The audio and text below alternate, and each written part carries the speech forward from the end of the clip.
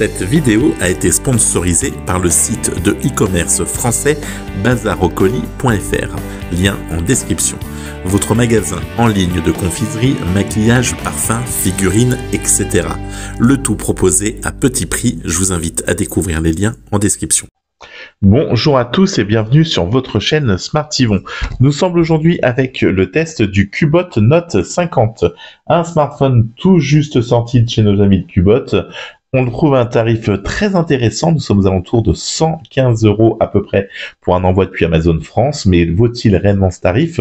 On va revenir ensemble car il n'est pas dénué d'intérêt, même s'il n'est pas parfait. Générique, on se retrouve tout de suite, c'est parti.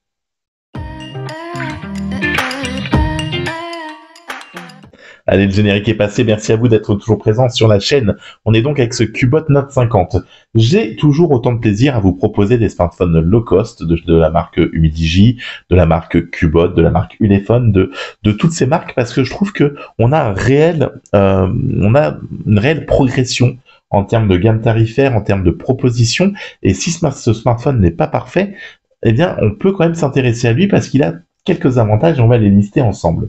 On a déjà un écran donc en 6,56 pouces, un écran LCD en HD+, avec un taux de rafraîchissement maximal de 90 Hz. On a un poids de 233 grammes. Ok, c'est pas un poids plume, mais néanmoins, dans la main, ça reste très bien, voilà, ça tient. Bon, voilà. Alors, ça sera trop lourd pour certains, pour d'autres, ça sera juste bien. Quand tu as le téléphone en main, sans qu'il soit non plus extrêmement lourd, tu sens qu'il est là. 165,8 mm pour la longueur, on sera à 75,8 pour la partie largeur, et en termes d'épaisseur, nous serons à plus d'1 cm, nous sommes à 10,1 mm exactement. Le processeur donc de ce smartphone, c'est le T606 qui viendra le propulser aux alentours des 210 000 points en tout. On aura donc le lecteur d'empreintes ici qui n'est pas un bouton tactile, il est juste là pour faire donc capteur d'empreinte. Ici le bouton donc on/off, et vous aimerez ou pas, on aura le volume plus et moins de l'autre côté. Je vous avouerai qu'on n'est pas habitué, enfin c'est pas souvent, et que du coup quelques fois c'est un peu compliqué. Ici le tiroir SIM, rien en dessous, et enfin la connectique en USB type C, les deux haut-parleurs, voilà. L'arrière avec cette partie un peu vitrée qui nous fait penser un peu à ce qu'a fait le Redmi 12, avec une partie vitrée, plastique, je sais pas trop. Les capteurs photo, ça change, qui sont donc insérés dans un bloc et qui dépassent légèrement la macro, le capteur principal, et puis le LED. Enfin, ça, vous savez que je déteste ça, Cubot, on aurait pu s'en passer. Bon, voilà, le smartphone est sobre, on est dans un joli bleu, vous avez plusieurs couleurs, violet ou noir. Il est passe-partout, et une fois encore, on n'a pas du tout l'impression d'avoir en main un smartphone à 115 balles, parce que le tarif c'est quand même ça. Aujourd'hui, vous pouvez le toucher à 115 €, même moins si vous le prenez sur des vendeurs chinois. Une batterie de 5200 mAh qui viendra par contre se charger avec un chargeur 10 watts fourni dans la boîte. D'ailleurs, dans la boîte, vous avez aussi la coque silicone, ça fait toujours plaisir, et un écran de verre, enfin un écran de protection en plus de celui qui est fourni à l'origine. Bon, voilà. La particularité, c'est que pour le même tarif, vous allez bénéficier d'un smartphone avec 8 Go de RAM, que vous allez pouvoir étendre avec 8 Go supplémentaires et le pousser donc à 16 Go de RAM et 256 de stockage. Pour, je le répète, 115 balles. Donc vous avez un smartphone qui va tourner, et avec pas mal de stockage pour un tarif quand même relativement bas. Un appareil de 50 mégapixels pour la partie principale, 2 mégapixels en dessous. Vous filmerez donc en 1080p 30 fps maximum. Faut aussi apprendre à parler français avec Smart Yvon. Voilà, clairement, allez, on se débarrasse un peu du point faible de ce smartphone, c'est la partie photo-vidéo qui bien sûr manque clairement de colorimétrie, c'est un peu fade. C'est par rapport à un Redmi 12 qui est quand même vendu plus cher. On sent bien la grosse différence en termes de gestion des couleurs, en termes de process photo. Je vais pas jeter la pierre à Cubot, on aurait pu attendre mieux. Peut-être que des mises à jour viendront corriger ce léger problème de photo, mais néanmoins, les photos restent exploitables, correctes pour faire du réseau social, pour faire du Facebook, pour filmer Tata Suzette qui fait plouf à la piscine. franchement, ça passe. Vous n'avez pas besoin non plus du photophone Samsung à 2000 € ou du iPhone 29 000 Pro Max 42 T9, tu vois. Franchement, pour faire des photos de temps en temps d'appoint, ça passera aisément, et je pense que dans la majorité des cas, ça passera. Hormis pour les professionnels ou les gens qui cherchent vraiment the top of the top of the top du top, dans ces cas-là, passez votre chemin. De plus, vous aurez de la timeline, vous avez quand même des choses.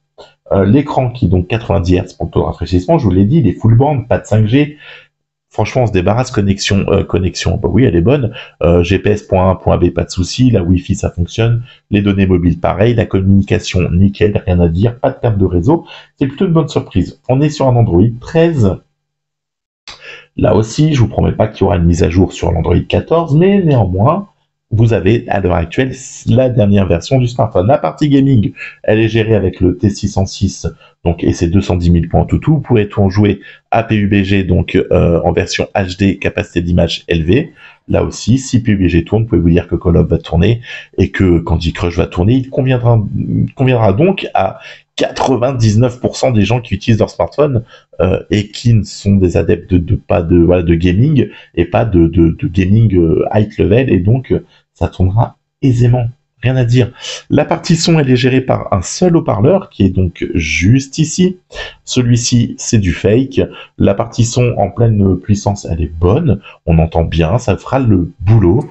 On n'a pas. Pourquoi je vous parle tout le temps comme ça, en finissant mes fins de phrases comme ça? Je ne sais pas. Non, allez, partie haut-parleur, elle fera le taf. Voilà, ça passe dans la majorité des cas, ça vous conviendra. Vous pourrez écouter votre série, votre musique, faire de l'appoint avec. On n'est pas sur la meilleure restitution sonore possible, on n'est pas sur la pire non plus, il faut se l'avouer, et encore moins pour la tarif proposée par le Qbot pour ce smartphone. On a de plus quelques petits trucs qui ont été faits, et franchement, c'est pas mal. Vous pouvez activer les sous-titres. Lorsqu'une voix est détectée, des sous-titres vont apparaître un peu comme ce que fait OnePlus, où vous pouvez activer les sous-titres. Vous allez regarder une vidéo, vous activez ça, le téléphone détecte la voix et va vous proposer des sous-titres. Ça, à l'heure actuelle, je l'ai vu que sur des smartphones haut de gamme. Eh bien, Qbot, vous l'avez, c'est pas un smartphone haut de gamme. Ce sont des petits points qui rendent ce smartphone intéressant, qui prouvent qu'on peut trouver un peu de renouvellement, voilà, sur ce que se proposent les marques underground, moins grand public, et franchement, c'est une bonne surprise. J'en suis vraiment bluffé, les amis. Bon, après, voilà, vous pouvez dire, il n'y a pas trop de surcouches chez Android Stock, il n'y a pas de grosse personnalisation, mais néanmoins, ça rend tout ça fluide, de la NFC, etc. Voilà, ça fait le boulot et ça tourne, c'est un smartphone agréable, on va pas se leurrer. Alors, est-ce qu'on va recommander ce smartphone? Sincèrement, j'ai envie de vous dire oui. Est-ce que je peux vous assurer que dans 30 ans, il sera toujours fonctionnel comme le sont les Nokia 3310? Je peux pas vous dire. Mais pour le prix, sincèrement, si vous pétez votre smartphone, vous avez besoin d'un smartphone de secours, avec de la capacité de stockage, avec un design sympa, allez-y les yeux fermés. Moi, je suis plus que ravi d'avoir utilisé ce smartphone pendant quelques jours. Je n'ai pas été déçu une seule seconde, et c'est plutôt une bonne surprise. On est sur du 10 watts par contre pour la charge de la batterie. Le chargeur est un peu lent. Bon, faut s'adapter, vous le chargez la nuit, puis voilà, et on y passe. Vous tiendrez une journée, voire 2 jours, selon l'utilisation. Rien de bien méchant. Franchement, ça passe crème. C'est peut-être aussi un petit bémol à apporter, le temps de charge, mais ça reste correct. Donc, plutôt une bonne surprise, un petit coup de cœur pour ce Note 50. Qbot me surprend, et c'est plutôt pas mal. Voilà, j'étais content de l'utiliser. On se retrouve très vite avec un prochain test de smartphone. D'ici là, prenez soin de vous. Ciao, bye bye.